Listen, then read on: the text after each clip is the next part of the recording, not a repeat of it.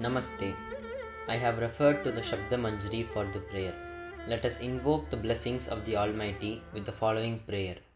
Shri Gurubhyo Namaha Harihi Om. Om Namah Shri Shabda Brahmatmane Shri Nataraja Rajaya Namaha. Om Namah Shri Shabda Vidya Sampradaya Kartrubhyo Namo Mahadbhyo Namo Gurubhyah.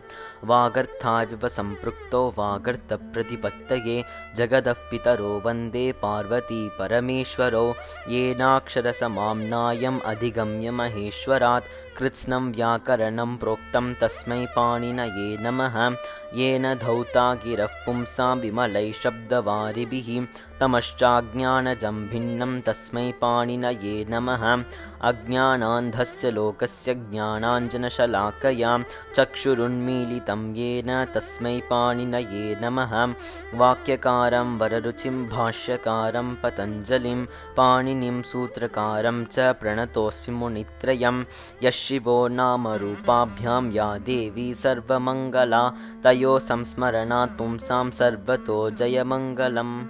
Om Shanti Shanti Shanti. Dhanyavadaha.